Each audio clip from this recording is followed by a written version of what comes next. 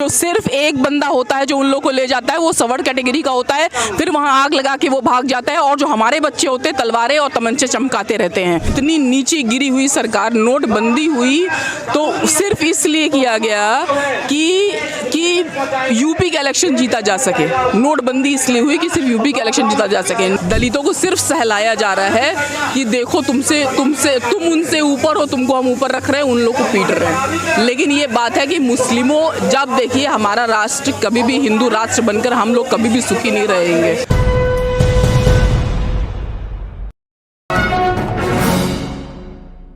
देखिए राजस्थान का जलोर का तो जो कांड हुआ, ये 8 साल का मासूम बच्चा, उसको पता भी नहीं कि कौन सी मटकी कौन सा पानी पी लिया। और उसके बाद उसका जो हेडमास्टर था उसको पीट के हत्या कर दी गई, हत्या कर दी उसकी। अब यहाँ पे फिर उसके बाद देखिए बात क्या होती है कि जो मीडिया है, जो मेन मीडिया है, मनुवादी जो मीडिया है, वो लीपापोती करके ये बोलता है कि हमारे वहाँ जातिवाद नहीं है। ठीक है, अब उसके बाद सरकार क्या करते हैं कि ठीक है अब अत्याचार हो गया, अगर महिलाओं के साथ अत्याचार हो गया, दलितों के साथ अत्याचार हो गया, बदिल बच्चों के साथ अत्याचार हो गया, तो कुछ पैसा दे देते हैं। ठीक है, आप पैसा दे देते, सोचते हो गया, लेकिन वो दर्द, वो सारी चीज़ें समझ में आती हैं क्या? हाथरस की बेटी को उसका रेप हुआ, उसके बाद में उसके जो खाप पंचायत वाले जो थे, जो दोषी था, उसको बचाने के लिए खाप पंचायत आ गई। अब उसके बावजूद भी उसके साथ इतनी सारी चीज़ें हुई और उसके बावजूद भी वहाँ के लोगों के द्वारा, वहाँ के सवर्ड कैटेगरी के द्वारा उसके घरों पे कूड़ा डाला गया और आज तक वो परिवार परेशान है।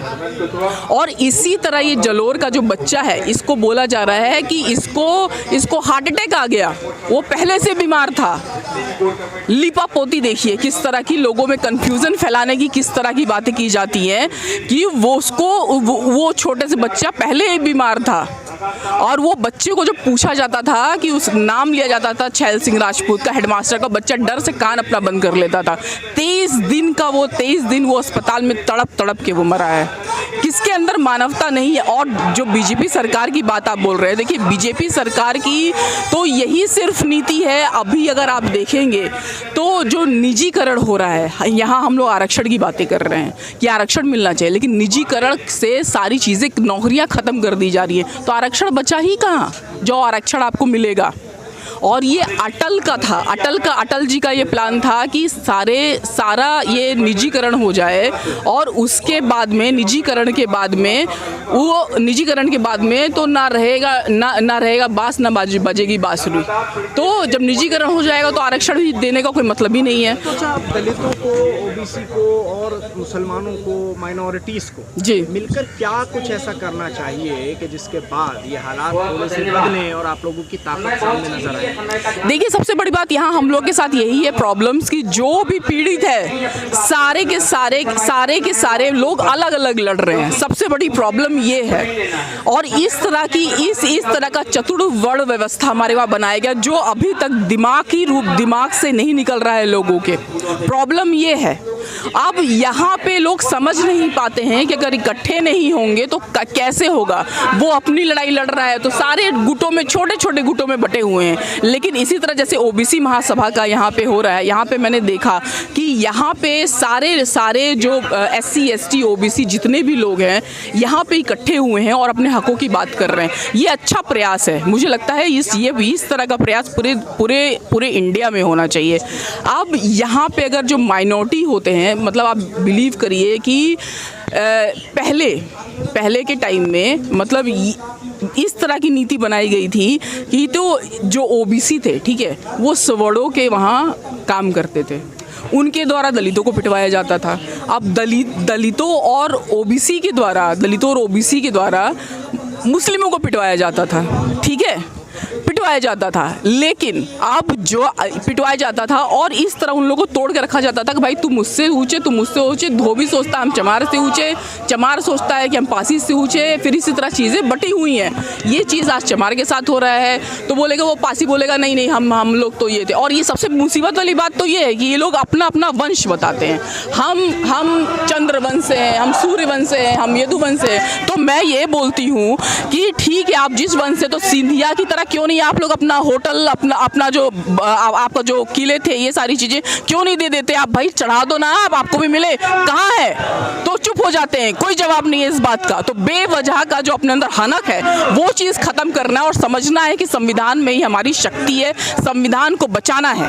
तो क्या ये माना जाए कि जो बात आप कह रहे हैं, तो जो दलित हैं, जो ओबीसी हैं, इनको मुसलमानों के खिलाफ इस्तेमाल किया जाता है? बिल्कुल इस्तेमाल किया जाता है। वो जो जय श्री राम के नारे लगाते हैं, हमें सड़क पर नजर आते हैं, तो क्या वही लोग? वो SC ST OBC के ही लोग हैं तो होते हैं। आप देखिए वहाँ पे जो सिर्फ एक बंदा होता है जो उन लोगों को ले जाता है, वो सवर्ण कैटेगरी का होता है, फिर वहाँ आग लगा के वो भाग जाता है। और जो हमारे बच्चे होते हैं तलवारें और तमंचे चमकाते रहते हैं, और ये वही बच्चे हैं। और क्यों ऐसा हो रहा है? क्योंकि अब आप देखिए नोटबंदी के बाद में जो बेरोजगारी हुई, जो लोग अपना छोटा मोटा धंधा करते थे, लघु कुटीर उद्योग बर्बाद हो गए। करेंगे क्या? अब ये संघ को, बीजेपी को 4-4, 5-5 सौ में मिल जाते हैं, तो ये लोग भी करें भी तो क्या करें, दिहाड़ी करने के लिए निकल जाते हैं। लेकिन फिर भी मैं यही कहना चाहूँगी कि पैसा आखिर वो खाएंगे नहीं तो करेंगे क्या? तो उनका इस्तेमाल इसमें होता है, उनको कुछ नहीं पता होता कि वो जा कहाँ रहे हैं। वहाँ जाते हैं, पीते हैं, खाते हैं, कोई मतलब नहीं है उन सब चीज़ों से। तो ये निजीकरण करके और नोटबंदी करके जो SC ST OBC के पेट पे लात मारा गया है, कुटीर उद्योग बंद हो गए हैं, सारे नौजवान बेरोजगार हो गए हैं, और अपने लोगों को अपने लोगों को जो स्वर्ण जो थे, जो गरीब, उनको स्वर्ण में गरीब मिल गए, लेकिन OBC को क्रीमी लेयर के जरिए बाहर कर दिया गया है ना। उनको OBC से कम नंबर ला करके वो पास होते जा रहे हैं, वहाँ पे OBC से कम नंबर ला के आगे जा रहे हैं, लेकिन जो OBC है उनको क्रीमी लेयर में कर दिया गया। बच्चों को छटनी कर दिया जाता है, नीट में OBC के बच्चों को छटनी कर दिया जाता है। तो ये सारी चीज़ें नो डाउट ये सब हम लोग इस्तेमाल हो रहे हैं, हम लोग के बच्चे इस्तेमाल हो रहे हैं। हम लोग का कहीं ना कहीं कुछ बैकग्राउंड है कि हम लोग किसी तरह अपना जीविका चला रहे हैं, लेकिन जो लेबर क्लास है वो क्या करेगा? उसको बीजेपी उठा के ले जाते हैं। RSS और बीजेपी जिनको ले जाती है, वो आप लोग रोक नहीं पाते, आप लोग क्या उसके लिए करते हैं? क्योंकि आपको तो ये मालूम है कि वो गलत जगह इस्तेमाल हो रहे हैं, एक समुदाय को टारगेट करने के लिए उनको इस्तेमाल किया जाता है, तो फिर जब जरूरत पड़ती है तो उन्हें जेलों में भी डलवा दिया जाता है। देखिए यही बात है ना कि ये हम लोग की एकजुटता जो नहीं है, और सबसे बड़ी बात है अभी भी हम लोग यहाँ खड़े हैं तो हम लोग के भी रोजी रोटी पे बनाई है। तो वही बात है कि हम लोग कैसे करें। एक तो उन लोग तो रिचेबिलिटी नहीं है, दूसरे उन लोगों को नशे में इतना ढकेल दिया गया है कि वो कुछ समझ नहीं पाते हैं कि जाना कहाँ है। बस उनके हाथ में पैसा होता है, दारू होता है, बस बैठो और ट्रक में चलो। बताइए क्या हालत हो गई है हम लोग की, और ये सिर्फ हम लोग को बर्बाद करने के लिए किया जा रहा है। और यहाँ पे जो नोटबंदी हुई, इतनी नीचे गिरी हुई सरकार, नोटबंदी हुई तो सिर्फ इसलिए किया गया कि यूपी का इलेक्शन जीता जा सके। नोटबंदी इसलिए हुई कि सिर्फ यूपी का इलेक्शन जीता जा सके। निजीकरण इसलिए खत्म हो रहा है कि आरक्षण देना ही ना पड़े, ना रहेगी बास ना बजेगी बास। अटल बिहारी वाजपेयी पेंशन आए, पेंशन बंद कर दिया और अपने पेंशन खा के मर गए, और रहा कसर अभी बीजेपी आके पूरा कर दिया। बीजेपी इसलिए सक्सेसफुल हो रही है हर जगह, रीज़न वही है कि ये बेरोजगारी का मामला है। बेरोजगारी जो है, और सबसे बड़ी बात उसने सबको तोड़ के रखा हुआ है। और जो कुछ कम्युनिटीज़ को उसने अपने वहाँ जैसे ये मौर्य, केशव प्रसाद मौर्य, उनको स्टूल मंत्री कहा जाता है। और भी हम लोग के विधायक जो हैं वो पीटे जाते हैं भाई साहब, वो पीटे भी जाते हैं हर जगह। लेकिन यही बात, उन लोगों की भी कोई इज्जत नहीं है। लेकिन वो लोग भी अगर बोले तो करे तो क्या करे। अब बोलते हैं कि वो निठल्ले हैं, लेकिन ठीक है, जनता के द्वारा चुने जाते हैं वो लोग।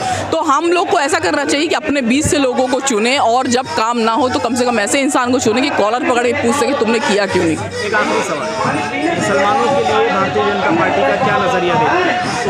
देखिए, मुसलमानों के लिए भारतीय जनता पार्टी का नज़रिया क्या है, वो तो पहले ही योगी ने क्लियर कर दिया 80-20। उनको तो पता ही है कि वो नहीं करते हैं, वो 20% लोग देते ही नहीं है उनको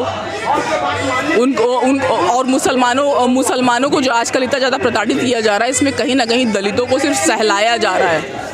दलितों को सिर्फ सहलाया जा रहा है कि देखो तुम उनसे ऊपर हो, तुमको हम ऊपर रख रहे हैं, उन लोग को पीट रहे हैं। लेकिन ये बात है कि मुस्लिमों, जब देखिए हमारा राष्ट्र कभी भी हिंदू राष्ट्र बनकर हम लोग कभी भी सुखी नहीं रहेंगे, लेकिन ये लोग मुस्लिमों को इतना ज़्यादा डरा रहे हैं, सब कुछ कर रहे हैं, उनके ऊपर अत्याचार कर रहे हैं। लेकिन ये मुस्लिमों में मैंने देखा कि उनके अंदर एकजुटता है, बहुत ज़्यादा एकजुटता है, और वो एकजुट होकर के अपने अधिकारों की बात ना सही, लेकिन कहीं उनके ऊपर अगर कोई भी अत्याचार होता है तो वो सहते नहीं है, भले उनको जेल जाना पड़े, सहते नहीं है वो। तो क्या दलित इस सहलाए में आ रहे हैं, और कहीं ना कहीं जो ये ख्वाब दिखाया जा रहा है कि भाई हिंदू राष्ट्र बना देंगे, मुसलमानों को बाहर निकाल देंगे और तुम्हें हम अपनी बराबरी दे देंगे? कभी नहीं मिलेगा ये।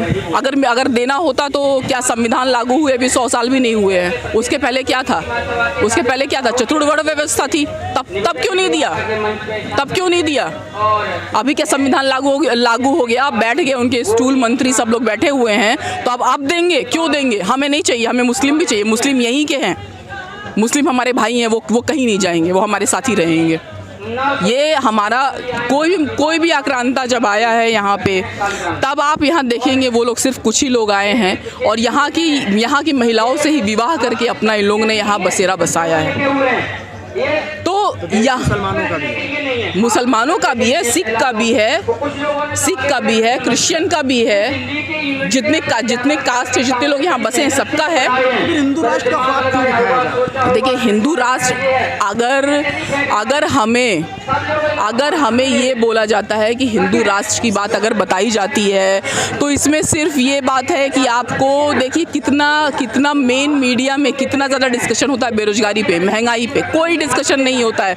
ये सिर्फ हम लोग को यहाँ फंसा करके ये हरकतें कर देते हैं। अब देखिए, लाल किला तक बेच दिया, सारी चीज़ें बेच दी, निजीकरण कर दिया, सारी सरकारी संस्थान। बोले कि 70 साल में हुआ क्या? 70 साल में वही हुआ जो तुम बेच रहे हो ना, उसको बनाया गया, खड़ा किया गया।